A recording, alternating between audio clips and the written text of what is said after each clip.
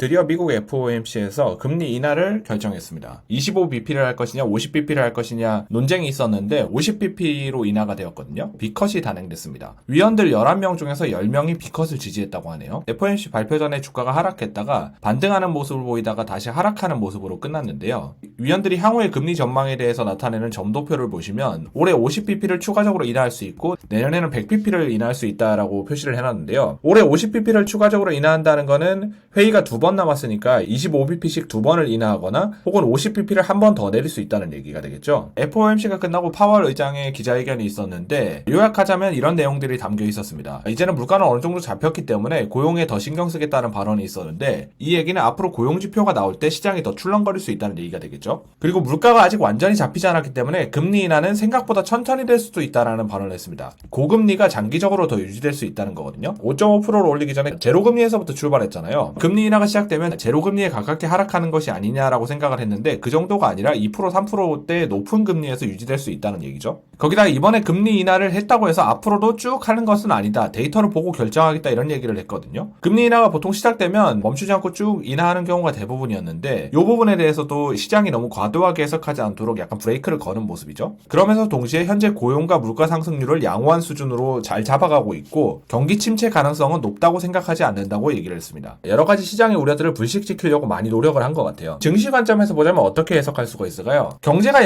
양호하다면서도 왜 B컷을 단행했냐라는 의문이 있을 수 있거든요. 이 부분에 대해서도 기자의 질문에 답변을 했었는데 결론적으로 내릴 시기가 되었기 때문에 내렸다는 내용이었습니다. 그리고 금리 인하가 되면은 유동성이 늘어나면서 증시가 추가적인 랠리가 나올 것이다 라고 얘기하는 사람들이 있었는데 그러려면은 고금리가 오래 유지되는 게 아니라 다시 한번 금리가 내려가면서 시장의 돈이 확 풀려야 되잖아요. 그런데 고금리가 생각보다 더 오래 유지될 수 있다는 발언을 추가적으로 했기 때문에 이 부분도 증시에 대해서는 약간 부담으로 작용했을 수도 있습니다. 하지만 요즘에 FOMC나 중요한 이벤트들이 공개가 됐을 때 시장이 당일에는 상승했다가 혹은 당일에는 하락했다가 또 그 다음날에는 반대의 결과를 보여주는 경우가 굉장히 많았거든요. 시장이 어떻게 받아들여지는지는 좀 며칠을 더 지켜봐야 될 것 같고요. 채권 관점에서 봤을 때는 고금리를 오래 유지한다는 건 굉장히 좋지 않습니다. 금리가 높다면 채권 수익률은 증가하겠지만 채권 가격은 낮은 상태로 유지가 된다는 거거든요. 금리 인하로 방향이 굳어진 게 아니라는 발언은 채권 가격 상승을 바라는 입장에서는 굉장히 안 좋은 발언이에요. 50bp의 금리 인하가 시작됐으니까 앞으로도 쭉 내릴 것이라고 생각하면 채권 가격이 계속해서 올라갈 텐데 그런 걸 생각해서 채권 가격이 어느 정도 반영이 돼 있었단 말이에요. 그런데 금리 인하가 굳어진 게 아니라 여기서 안 할 수도 있고 오랫동안 멈출 수도 있다라는 얘기가 되면서 채권 가격의 상승도 제한이 될 수가 있습니다. 미국의 장기 채권을 3배 추종하고 있는 TMF에 투자를 하고 있는데요. TMF의 특징으로 보시면은 RSI 과매수권에 들어왔을 때 보통 하락하는 모습을 보였거든요. 엔비디아 같은 대단한 성장주들은 들어오든 말든 뚫고 엄청나게 상승하는 모습을 보이는데 채권 같은 경우에는 그렇게까지 다이렉트로 한 번에 밀고 가는 경우가 잘 없습니다. FOMC를 하기 전에 최근 모습을 보시면 TMF가 과매수권 근처까지 올라왔기 때문에 약간 부담스러운 자리에 있었던 건 맞고요. 올해 5월이나 7월 정도 수준에서 매수를 해가지고 한번 매도를 한 적이 있었는데